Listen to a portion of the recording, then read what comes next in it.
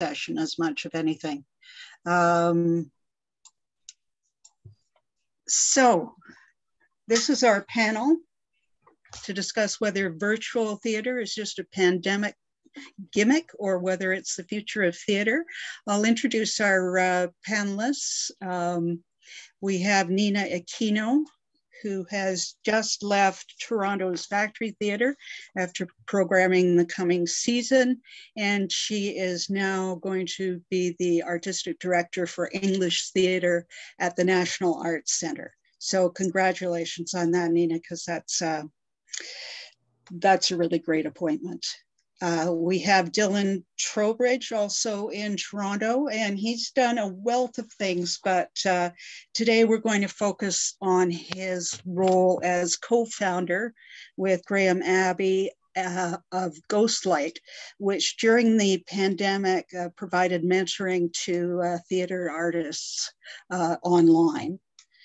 We also have Courtney Ward from the New Works Playhouse, which is a global platform for new play development and performance. And we have Barbara Fuchs, a distinguished professor at UCLA, who has literally written the book on this subject. Her book came out recently, Theater of Lockdown, Digital and Distance Performance in a Time of Pandemic.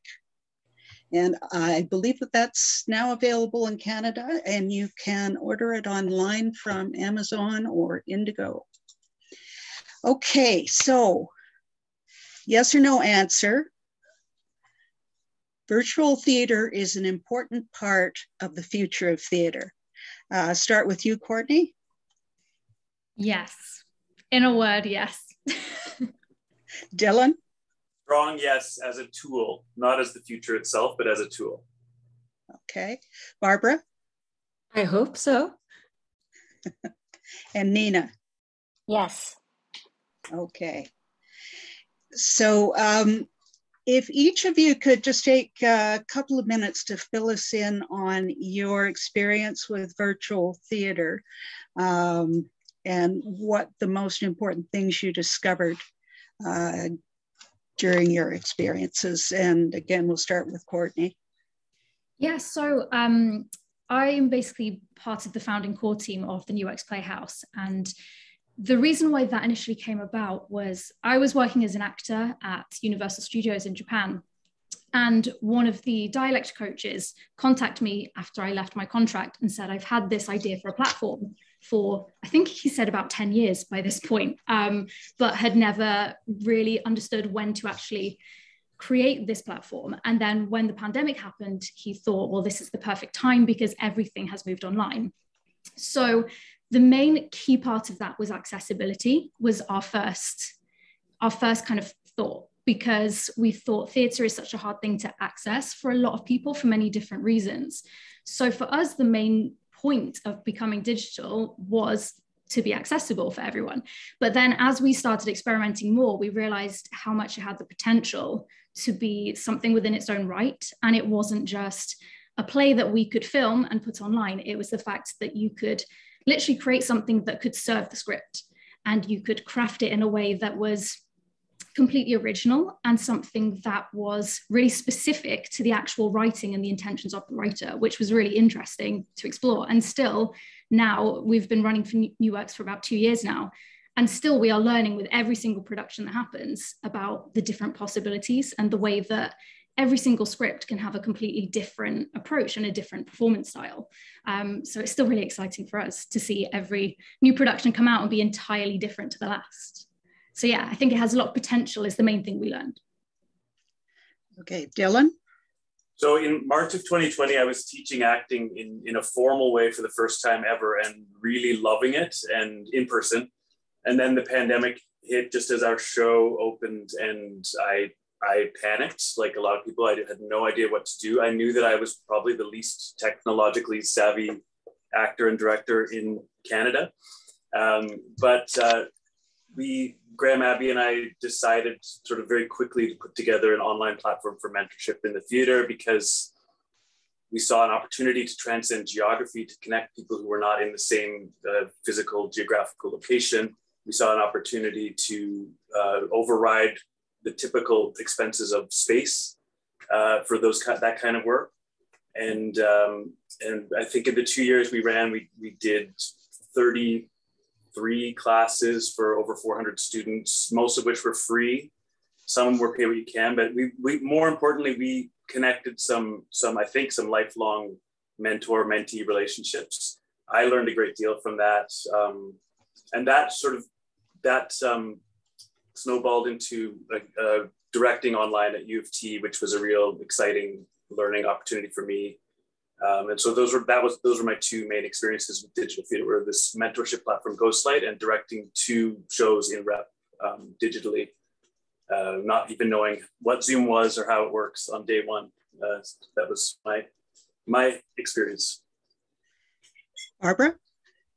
Yeah, so I run a project at UCLA called Diversifying the Classics, which aims to promote Hispanic classical theater. And a few years ago, we launched a biennial theater festival in LA, and we were gearing up for the November 2020 edition when the pandemic hit.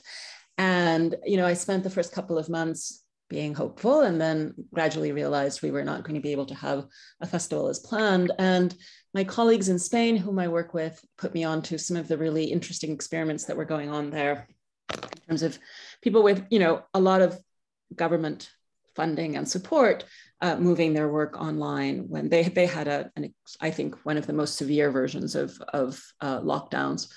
And as I started sort of watching what was happening there and gradually realizing, that I think for someone who wants to write about contemporary theater and performance, distance is always an issue, right? I don't have the kind of life where I can sort of chase around, the latest festival. And so suddenly there it all was. And it just felt like such an incredible opportunity to watch what was really a new art form develop. I kept saying to people, I feel like people must have felt, with the Lumiere brothers, right? Like every week there is a new development, there is new and exciting stuff going on formally.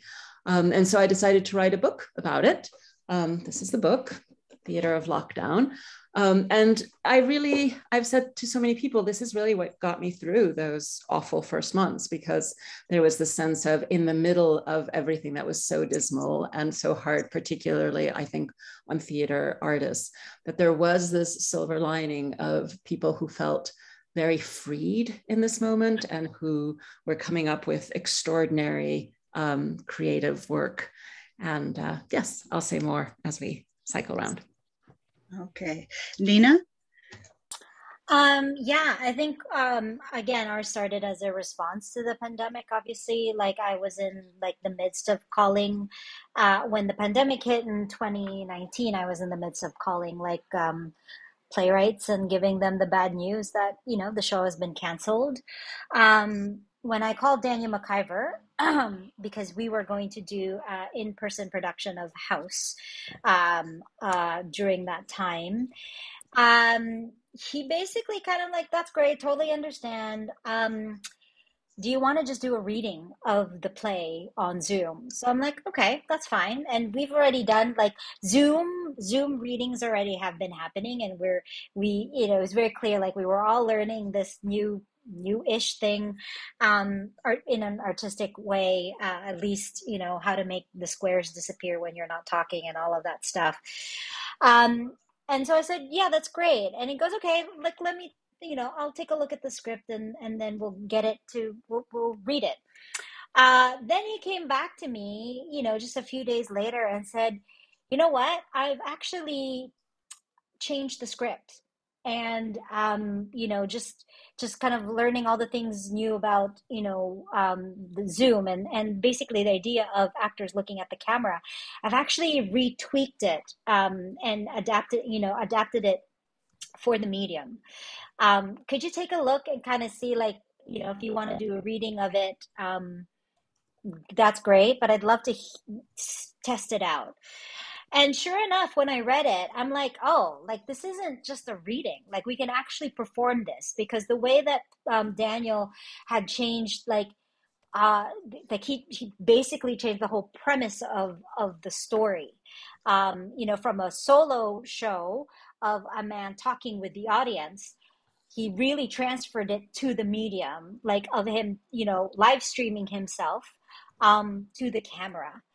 And so for me as a director, I'm like, I can do this. Like, like there was a very clear relationship between the actor and the audience being like the camera, and why this is online, and why, so things kind of just, so what ended up being a reading actually ended up being a performance, because at that point, when we were planning stuff, like the actor suddenly started going off book, and then I started hiring a lighting designer to kind of light the actor's home. So we sent like a box of lighting equipment to, and then, the actor's son actually ended up being the SM of that production. Like, so it ran like a real show. But what was really telling when we finally broadcasted it, it was live stream. It was happening in the moment. So even when I opened the show with my opening night remarks, I did say things can still go wrong. Like a theater performance, the actor could forget their lines. A light might not, happen on cue. A sound cue might not happen. Like, so it was pretty much like it was a live performance. And yeah, the response to that of people, saying, and yes, like, I mean, because it was virtual, not just Canada was watching it. It was watched by so many people from across the country and internationally. And people saying that it was as close as theater as they can get. But like in my mind, I wasn't really replicating like a theatrical like performance. I for us, what was important is that the theatrical storytelling remained intact. That, the camera was not getting in the way of the elements of theater for us. So that really kind of gave way into the other things that Factory, had started doing. And, that was really the basis of our first digital season at Factory, our satellite season. So, and it wasn't just the virtual, like the visual, camera, but we started already exploring play podcasts and stuff like that. But what the big takeaway for us was, what was really important to me was the opportunity to create work that was custom tailored to the medium. I think that was the really most important thing. Like, I didn't want to do a play that was meant to be on stage, to be put, unless, again, like what Daniel McIver did, was adapted for the medium. So yeah, and then we did Acts of Faith, which was a commission for David Yee. And again, it was very clear the parameters of his commission, that it's going to be a solo show, because due to, to keep the numbers low, it was going to be done in the rehearsal hall, limited personnel, so one person show. But the premise, like the biggest parameter is, it's like you have a character that's talking to the camera. But it's going to be done live. So we ran it like 6 performances live every time. So after the show, our actor took a bow, like everybody, so the feel of it, like of things happening in real time, was still very much there. But the playwright themselves, like, really kind of, it was important that the playwright found a way to justify the kind of storytelling that needed to happen in that medium, and that the audience, like, that there's a direct, that the audience still had a role. In Acts of Faith, it was very clear that, the audience was, inquisitors, whereas in Daniel McIver's, the audience was like a live stream audience, like your typical, like somebody watching a YouTube or a Twitch audience member. So like theater, like we were endowing the audience with a role to play. So very, very specific, very clear as to why the camera was there. And so for me as a director, it was easy to direct it the way I would direct a play, because like the environment was set up for it. Like, I wasn't putting a square peg in a round hole, so to speak. It was meant for it. So we really, and up until now, this season, my final season's a hybrid season. Like, they're all commissions for the medium. So for me, what I loved about what we were doing here at Factory is we were beginning a library of virtual work, not just for the accessibility of it, but plays that can exist in the virtual realm for the virtual stage, so that anybody that wants to do Acts of Faith again virtually, it's all like again, it's all interpretation, but it's definitely written specifically for the virtual stage, so to speak. Yeah, I'd like to get into that a bit more. Barbara, you were talking about a new art form. Not everybody agrees. There's all this talk now about, oh, we can finally get back into the theater and finally live performance with live people there and our heartbeats synchronizing and us all gasping at the same time and so on and so forth. So what use is virtual theater now that we can have live performance again? So I think one of the first pieces that I found extraordinarily exciting because it wasn't, well, I think as Nina was saying, it certainly wasn't just translating a piece written for another form, but moreover, it was really thinking in exciting ways about the formal possibilities, is a company based in Madrid named Grumelot, and they were really doing work that was activating the sort of effective possibilities of our gadgets and the way we use apps, right? So they wrote a piece about Chekhov's love letters to Olga Nipper. That was the textual base, but there was relatively little that they did with that text. And instead it was a series of couples exchanging with various kinds of exchanges. And you experience the play as a viewer on Zoom, but also on your phone through a number of different apps. So you suddenly were, it was done with a video, but when you looked at it, it was as though you were in the apps, toggling through photos with the, character, receiving text messages with the character, looking at, where your lover was on a map, sort of following them with a geolocation app.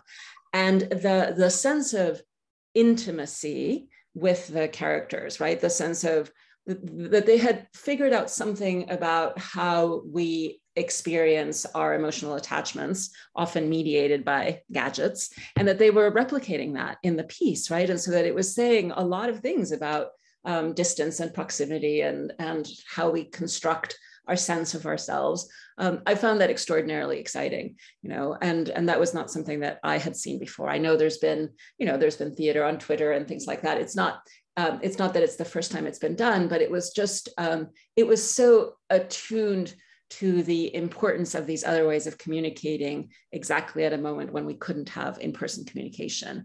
And then, it was also very playful and thoughtful about, Chekhov and his lover had this problem, 130 years ago when they were thousands of miles away. We have it now as we're in lockdown, and we have all of these technologies that exist to collapse space, right? To make space disappear. And so, that was, as I said, one of the first things that I experienced where I thought, okay, this is really doing something novel and interesting. There was a piece also done in the a theater festival in Ireland. Sorry, I've got my list here because I can't remember all the titles of everything. To Be a Machine by Dead Center, who were based in Dublin and London.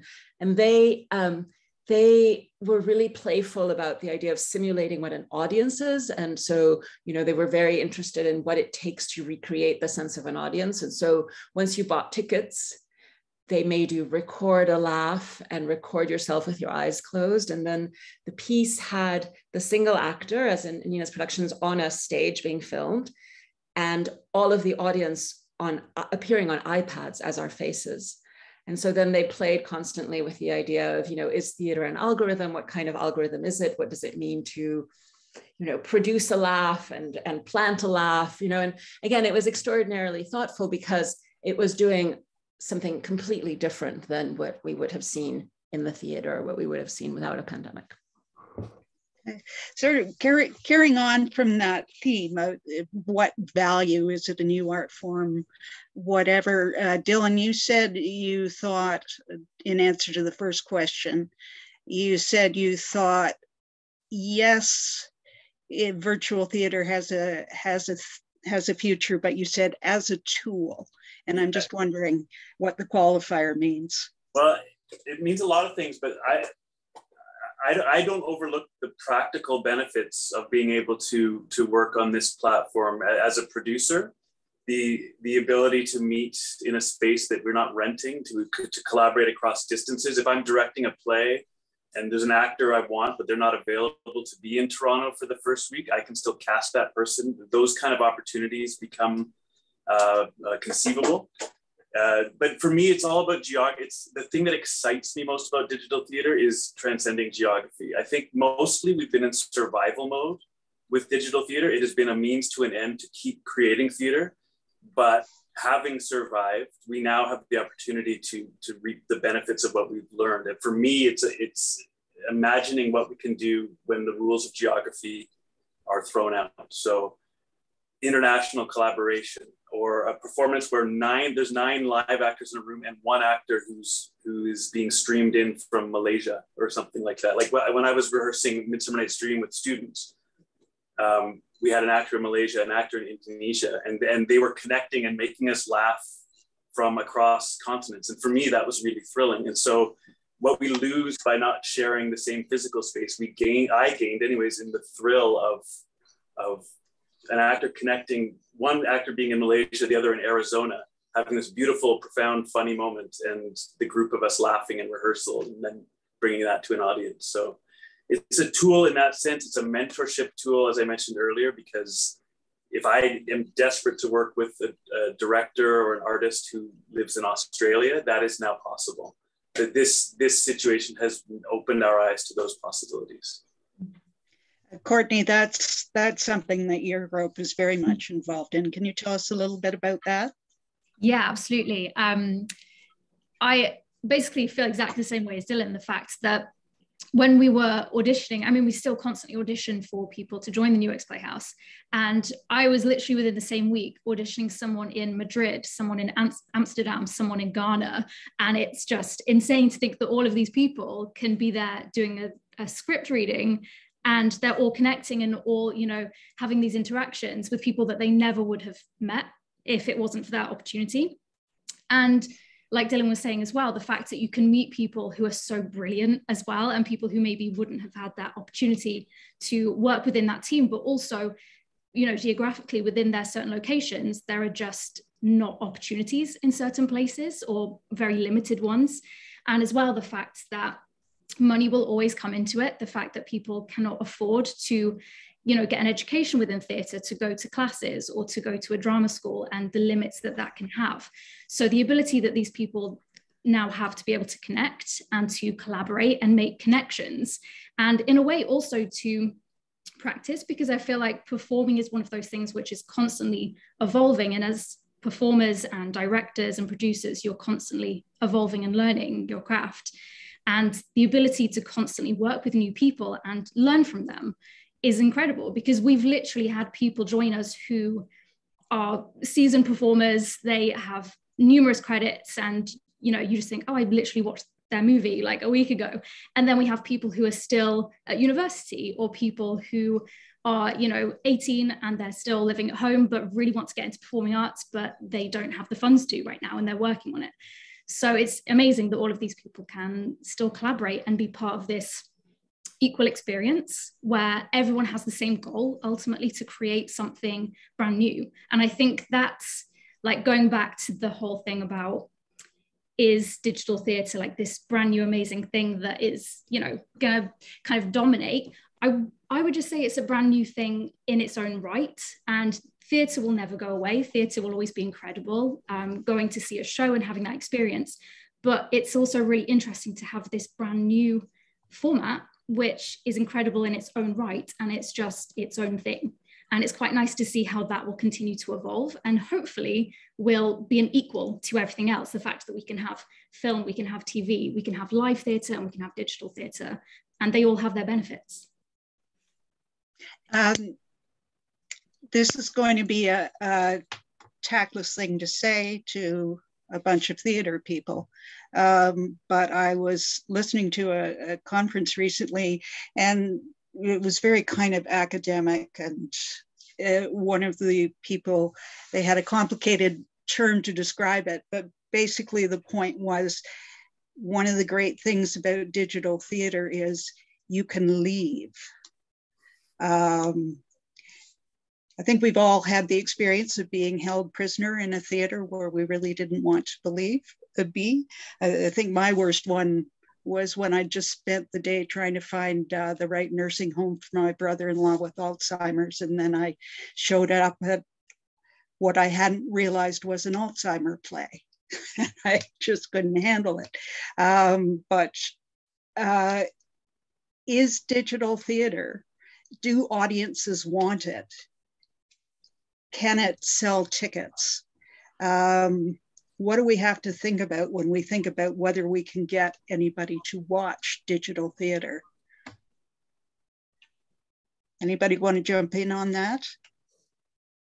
I think Nina hit the nail on the head when she asked the question, why online? And I think if the artist creating it asks the question, why online? People will be excited to consume theater online if the content is optimized by being online. As an example, one of the shows we did at U of T was called Till Skype Do Us Part.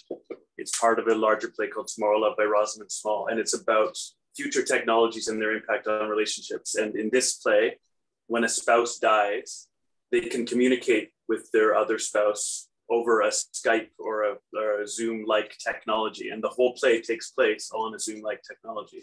And it's beautiful. It works better over this platform than it would live, in my opinion. So I think if now that we're out of the survival mode and into the creative mode of digital theater, hopefully, we need to think about the audiences in that way and exciting them and thrilling them with how the content is connected to the medium. What do we need to, Barbara? So I was going to say, I think it's so interesting to hear from the practitioners, because I mean, I have certainly, of course, seen a falling away just in the amount of stuff that's being done digitally. And I've been curious about this question, right, of how practitioners are experiencing it. I saw the other day in the New York Times that one of the companies that I thought was most exciting, doing really creative things, called Theater in Quarantine, where essentially the performer painted his closet in the West Village in New York white and then used it as a theater space, right? So he could use his whole body and not just be a head on Zoom, and produced, you know, an incredible series of pieces, more and more sophisticated, using eventually videographers, collaborating with composers and choreographers and so on. Anyway, this piece in the New York Times was about how he was moving the actual closet as a box to some theater space in New York and was going to present it live. And it just seemed almost sad, you know. I'm happy for him to find whatever outlet he can, but it just seemed like, you know, it so went against the grain of the piece, which was about, you know, believe in this thing that can exist in this form and that can be very powerful in this form. And I haven't talked to him about it, obviously, but I'm just curious, you know, about how artists are handling those pressures, even when they have work that works better in the digital space. Those pressures that, of course, we obviously all want to be in person. We are all on the same page. All work belongs in person if possible, right? And maybe that's not quite so. So is it a separate art form? Is it a new art form? Do we know that yet? Nina, yes? Absolutely. I mean, I built a season around it, so, you know, I really am not a believer, like, there is space for everything. I just don't understand this attitude of either or. And what the audiences don't know, I can't assume what the audiences don't know that they're gonna hate or love. I have to do that even for all kinds of in-person productions. I'm already taking risks every time I program a play. So what's another medium, first of all? And yeah, I mean, the ability to leave when they want to, again, sure, it's very easy digitally, but you can also do that in person. I've done that. I don't get the territorial attitude towards it. Like, they're like, I feel like there's going to be seasons where hybridity is going to be very, as shift season, again, my final season is considered a hybrid. And there's going to be seasons where maybe not. There's only going to be one virtual play of, the 5 that are in person. And who knows, 2 seasons from now, there's going to be 3 and 3. Like, I don't really, like, I'm treating virtual work like any other production, that it needs care, it needs proper development, it needs the right support and people to incubate the kind of work, like somebody writing for the stage, somebody writing for the virtual stage needs that same amount, needs a dramaturg, needs, workshop time. So it takes time. But you bet, like, I'm going to keep pursuing. I'm not going to stop a playwright going, hey, I've got a play that's set in, like, the virtual realm. Like, I no longer will kind of, like, it's, the pandemic has really opened up another set of artistic sensibilities in me, and I'm grateful for that. And I think it makes me a richer artistic director. To add another shelf on my growing cabinet of work. I had the privilege of being able to direct a couple of virtual productions now, and I'm like, fantastic. And I just, I do understand the conversations around this, and I think it's a waste of time to debate what to call this. It is art, it is storytelling. Am I moving people with this? Am I turning people off? Again, that makes no difference to me whether it's an in-person production or something on their screens. I find no difference so far. Has anyone else, by any chance, has anyone else found occasionally some kind of, I don't want to say snobbery, that's not the word, but the feeling that digital theatre is less than? Because I know that I've faced certain people like that, where you try and describe what it is that you do, or describe digital theatre and the amount of, possibilities that there are. And you kind of try to describe it, which sometimes can be kind of hard to do. And people sometimes face it with, oh, but it's, not quite as good as real theatre though. Like, it's meant to eventually go to a theatre, right? And you're like, well, no, because it's designed to be digital. Like, that's the point of it, that it's specifically designed for this format. Or people just have a real sense of deep confusion and they don't get it. And I'm not sure if anyone else has experienced that, where people just kind of switch off until they experience it, and then they like, oh, I get it now. I'm not Absolutely, sure if it's yeah. And I think it's fear. Like, I think the reason people are pushing for either or the reason why people are maybe turning their noses up at digital theater is fear. It's fear of change. It's fear of something different. It's fear of somewhere where they felt they belonged creatively changing and them not being able to keep up. I know I was scared, thinking that digital is going to take over, and I am so not a technological person that I'm going to be left behind. And then I learned, mostly from people in their very early 20s, how to do some of this stuff. And so that system of mentorship was really exciting to me too, working with younger people and gaining insight from them. But yeah, definitely have noticed that. There are all of these, I think, very unexamined prejudices, right? The idea that theater is about liveness, right? That there's only that only being in the same actual room counts as live, right? That everything else is somehow an approximation. And I think it does take conversations and exposing people to the work, and especially to the work that, as you were saying earlier, Dylan, about the piece about, the dead spouse, that works better in the digital space, right? That almost cannot be imagined outside of that digital space, to show, well, how could you do this otherwise, right? This is the right format for this piece. And I think that holding the work up to those standards, right? To say, well, it's digital native, or it was really imagined in these terms, right? That's what's going to help make that argument. I think we get into trouble when we try to force a kitchen sink drama into the virtual world or something like that. And I've sat through some of those and not enjoyed them, but I think there are so many stories to explore that would be well served by this platform. What kind of stories are those? Sci-fi, which sci-fi is an underused, like there could be more sci-fi in the theater, I find, generally, and science fiction could be really well served by this platform. our Midsummer Night's Dream definitely had tones of science fiction and was set in the future, and which I thought the students really enjoyed. I don't know. I need smarter brains than mine to imagine, because people who understand technology and what stories need to be told in this realm are more equipped to answer that than I am, I think. So I'm just, I think, it would be unlikely, I think, that theater would not come to reflect how we actually communicate, right? And how we actually experience our relationships with each other.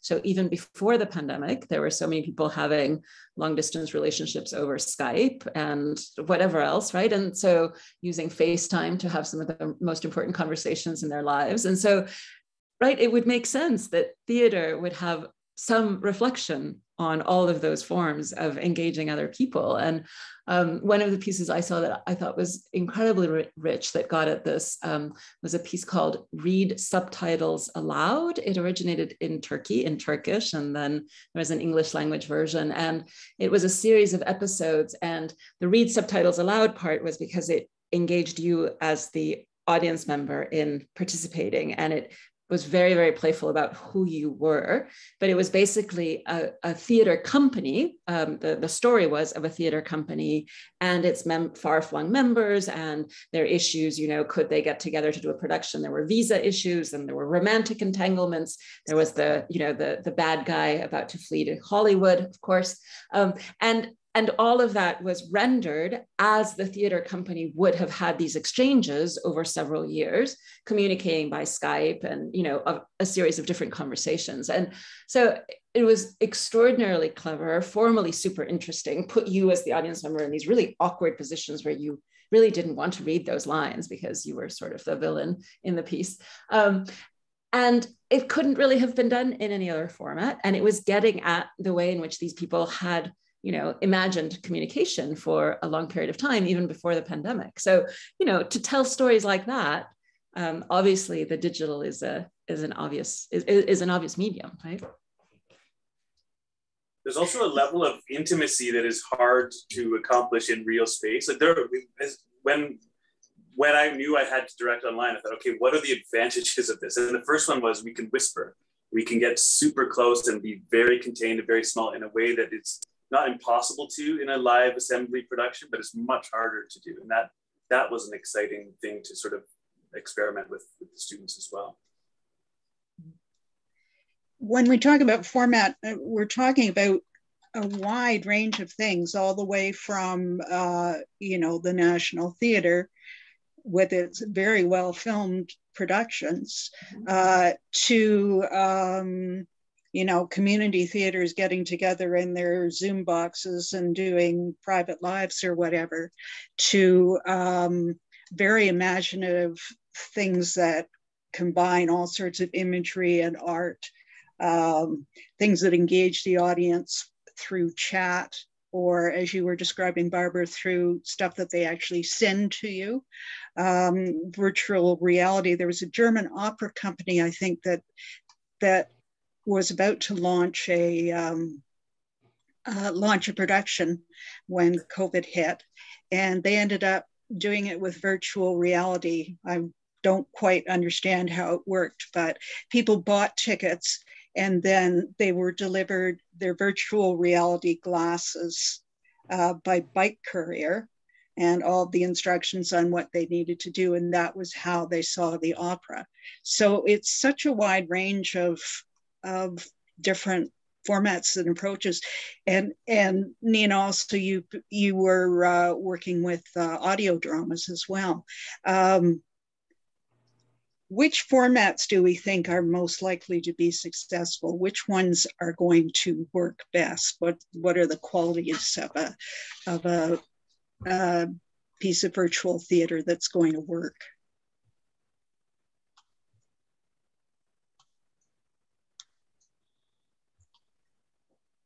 I've stumped you. It all depends on the content. Like it's probably like they will all work if the content is connected to the medium. So audio, I love audio dramas, and there's a long, rich history of radio dramas in this country, and audio, you can do anything in an audio drama because you're not bound by space in any way or visuals in any way. But I think it depends on, like, I keep coming back to this till Skype do its part. It was two faces in these same Zoom boxes, and it was very moving and beautiful because that was the right form for that piece. And it all depends on the piece. But I'm really curious about audio drama. I haven't done any of that, but that's a form that excites me. Anyone else want to venture an opinion? One of the more interesting and perhaps a little bit contrarian things I heard from in this case, a writer during the pandemic, Sean Stewart, who's a guy who's worked a lot in science fiction, in theater, and a lot of different media, was that he thought that what the digital made possible for theater that was different was a different degree of audience participation.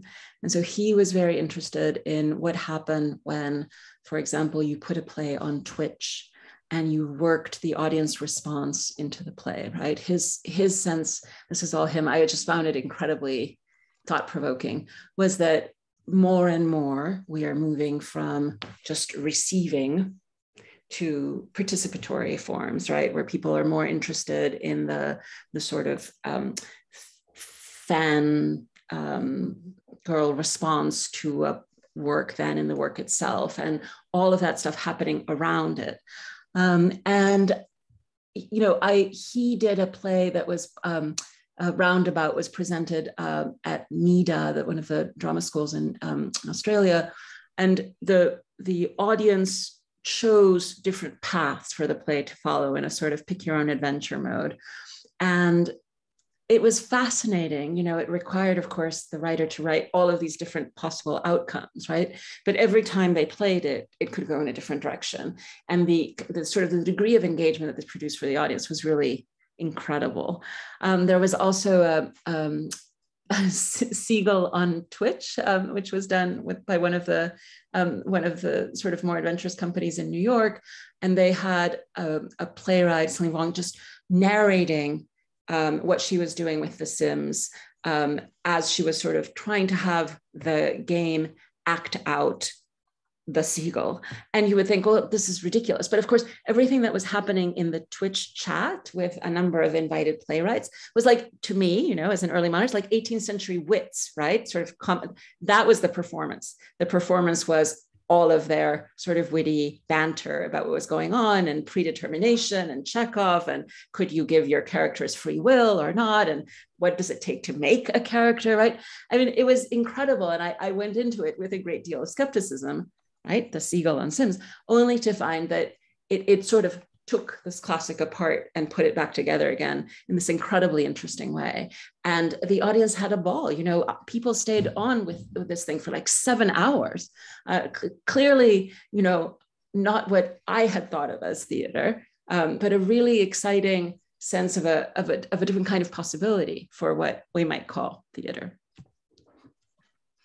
I'd like to ask the other people who are here to turn on their mics and turn on their video if they so desire, and maybe they can get involved in the discussion too. If you have some questions you'd like to ask. Actually, the people here are actually the people who have been most involved in virtual theater at Alumni. Marlo, our technical director, and Nicole Ahrens was involved in doing some workshops for actors in virtual theater. Have you got questions you'd like to ask the panel? Marlo, you're unmute. Okay. Hi. I was wondering if the panel could address one of the things that virtual theater enabled that is of a big significance to me personally, is the accessibility of the genre to people with physical disabilities as well as neurodivergent people. And I'm aware that there have been some theater companies that have been created even solely for the purpose of engaging that section of the population. So I wonder if that's something that that you could speak to in terms of the increasing the diversity of participation from actors by allowing text to be read as opposed to memorized, and perhaps having limited movement be a way of engaging other people who would otherwise not be able to participate in live theater. You want to go? Go. It works, and it works. It's not just for audience, but for artists too. I just saw a show a couple of weeks ago where the designer was not physically able to be in the space at all. It's not. She's and because of her how she's I don't know the right word. She's unable to be around chemicals and paint and anything that would have been present in this theater. So she designed this whole production from her living room, and it was beautiful, and that kind of interaction was great. And the other thing you said is I have been so, I've been way more engaged in the play readings I've seen online than the ones I go see where they're at a music stand with papers shuffling, because I don't know, they've got their script up on their screen, and it feels much closer to a fully realized acting performance. So that's been really exciting for me to witness as well. And then also, when we were doing this show with people in Malaysia and Indonesia, their families could watch it, where if they were in Toronto working, they couldn't. So all those people were able to come. There was no limitation on our audience in any way other than a Wi-Fi connection. Marlo, another group is families. I saw an English study that showed that virtual theater had not really increased or developed a new audience for performing arts, although theater did a little bit better. But what did increase was the number of people with disabilities who were seeing theater, and the number of families, because you don't have to get a babysitter, you don't have to drive downtown, et cetera, et cetera, et cetera. And you don't need to worry about a crying child or a tantrum happening in the middle. You just excuse yourself. Yeah. If you think, again, if you think about these questions of accessibility and limitations, there's getting around censorship. There's a lot of, I think, very deliberately sort of feminist work that is eager to get to women who might not be able to go to the theater, but can look at a screen discreetly and see work there, right? So the questions of access, I think, are really key, and it's a number of different categories. I had so many playwrights and actors share the kind of thing that you're describing, Dylan, where my family could see me for the first time. And sometimes it was geographic distance, and sometimes it was the sense that the theater was not for them and had not proved a welcoming space to them. And, they were delighted to be able to see the work that a family member was producing once that work was moved online. So that was very powerful to hear. And then the To Be a Machine, the piece with the iPads that I was telling you about, was very playful about this, because you're watching the version with the performer on stage, and then they have this moment where they play a joke on you, and they're like, right, now everyone take their seats, and suddenly you're seeing it at like this crazy angle, right? And they're reminding you that, of course, one of the things that digital theater does is it gives everyone the best seat in the house, right? And that we romanticize live, and well, as you say, like, it's very difficult to whisper and be heard from, the top row of the mezzanine, right? So there's just I think, all kinds of proximity and access that are enabled in this mode that are very exciting. There's been a lot of talk about the benefits of virtual theater, reducing costs, creating greater inclusivity, connections around the world, so on and so forth. But I've also heard worries about the Netflixization of digital theater, that the companies that can afford to, buy the equipment do the technical aspects. All the rest of it will come to dominate. So why should I, for example, watch my local community theater doing their thing when I can watch the National Theater with all their stars and beautiful shooting and beautiful costumes and wonderful plays and the rest of it. So there's a concern that it's something that could actually lead to less of all those wonderful things because people can't afford to do it. People don't have access to the technology. Nina, you look disturbed. Because I don't see any difference between an indie company doing a show at the storefront versus a show at Soulpepper or Stratford or Shaw.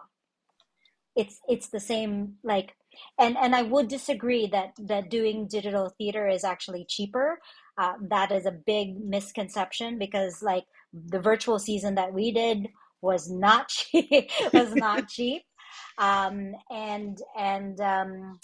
it's just a different way of investing in your artist. Like commissioning a playwright is not cheap, and it shouldn't be. Then, you know, picking up a published work already and putting it on stage.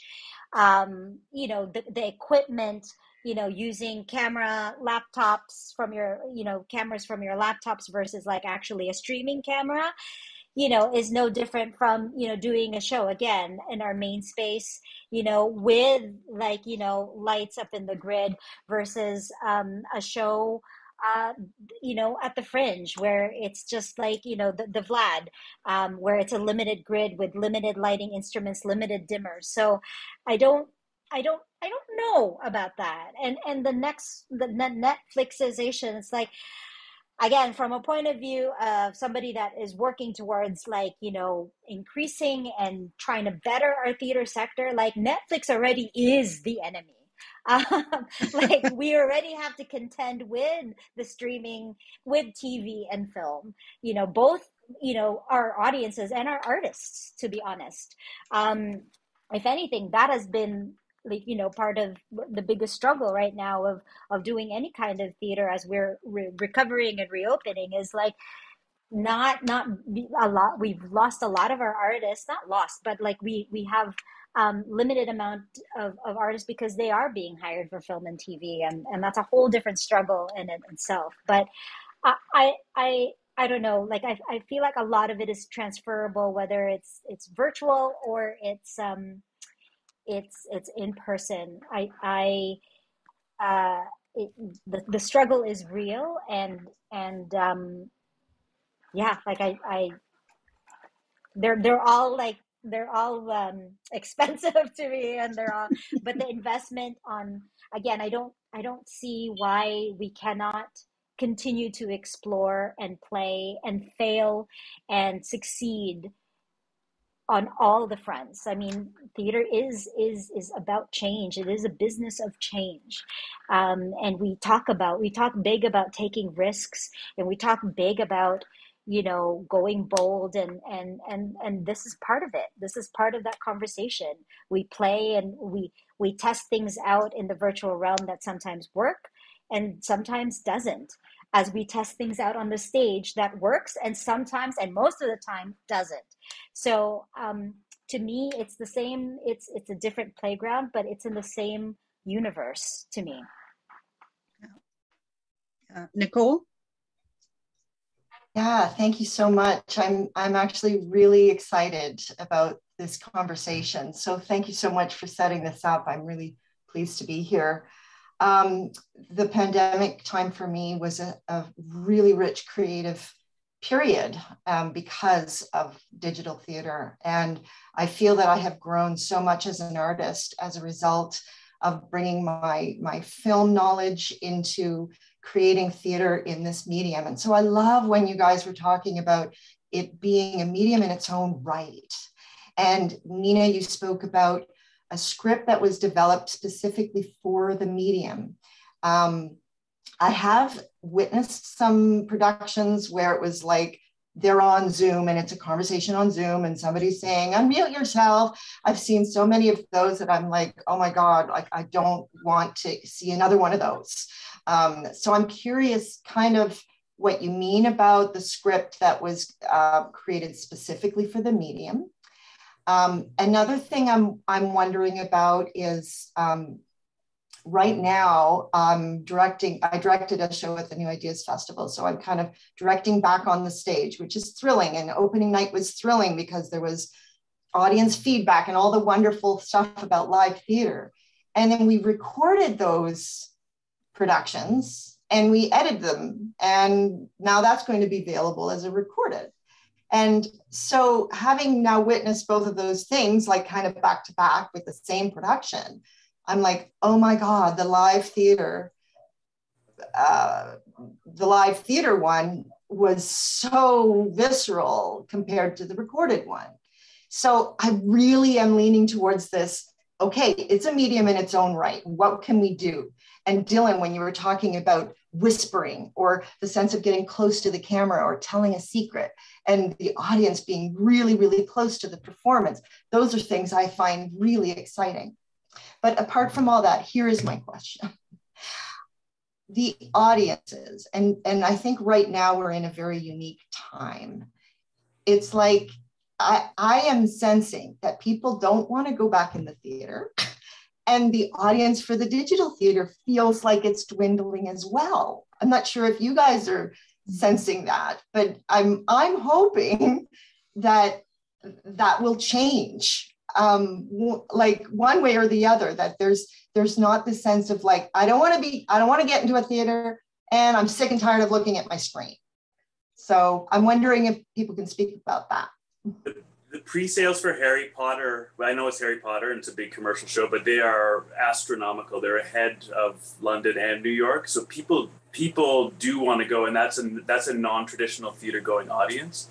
When I talk to people who've just seen a show, they're buzzing. Like the enthusiasm in people I'm talking to is very, very high. Now that is all live assembly theater. I haven't interacted with a lot of people who've been seeing digital projects recently. But yeah, go ahead. So one thing I noticed, even, when we were in the thick of it, before there were vaccines, say, was that all of the normal mechanisms for generating buzz, the reviewers, all of that was not there for digital theater, because there the prejudices were so deep, and so the people who should have been reviewing this theater, once in a while they did it, but sometimes they, fobbed it off on the sort of secondary critic for the theater section. Often they ignored it. They were just writing about whatever else. And I feel that that's something that hasn't quite kept up. The reviewing, the advertising, the sort of everything else that you need in order to make people feel that this is exciting. This is what you want to know about. This is what you want to have participated in. And I feel that didn't quite keep up, so that countless people who were theater goers were hearing about digital theater for the first time from me in my obsession, right? But had not tracked it, even though they would always identify as theater lovers, right?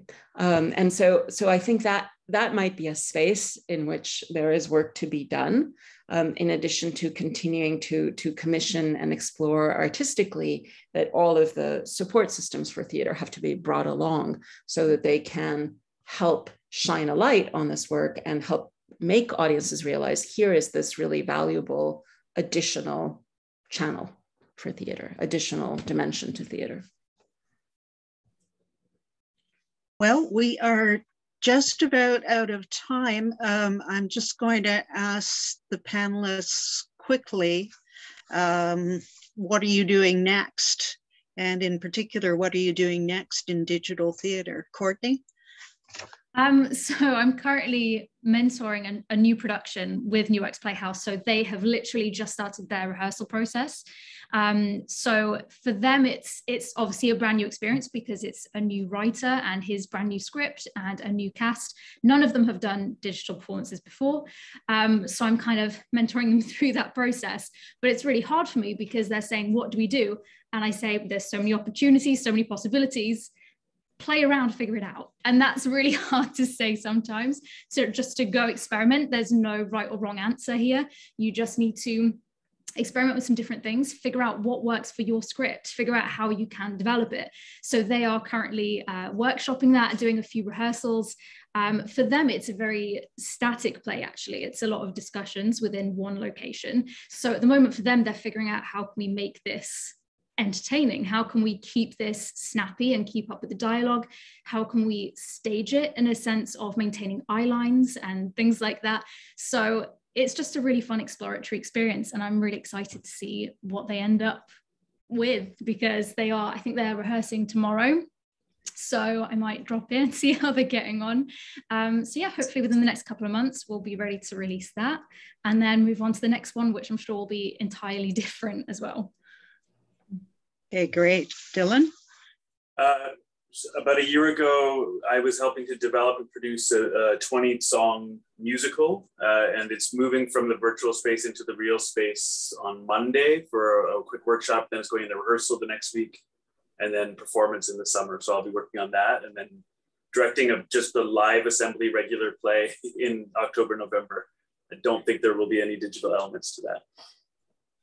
But it is in your future, I hope. Yes. Oh, yes, for sure. I love it. Yeah, definitely.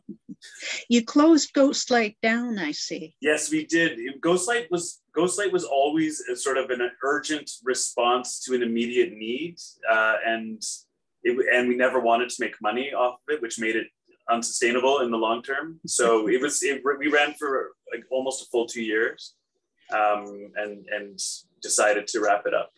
Yeah. That's 50 other projects, but there may be other incarnations of that work materializing in the future. So okay, Barbara.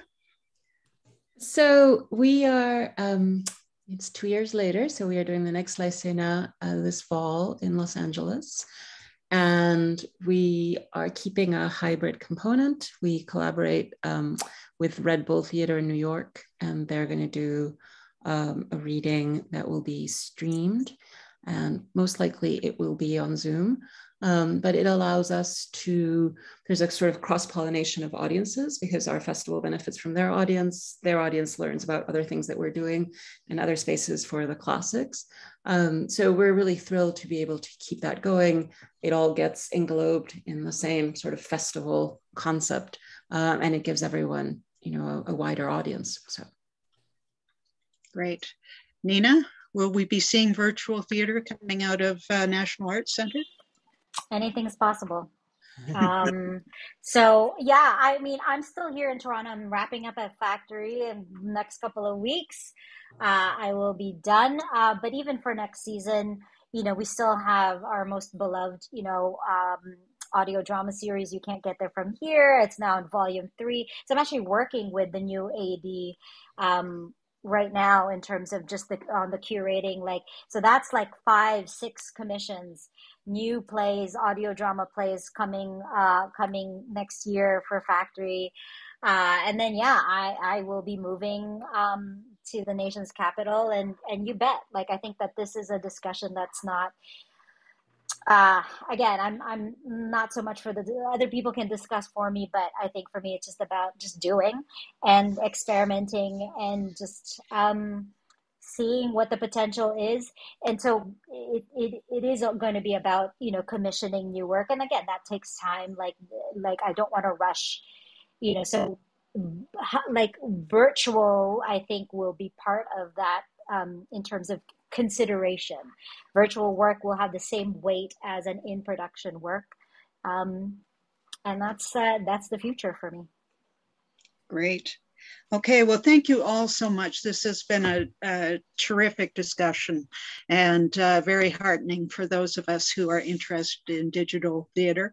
I'll be in touch with all of you by email, and I think we'll try and put some stuff up on the website about your various groups and how people can get involved.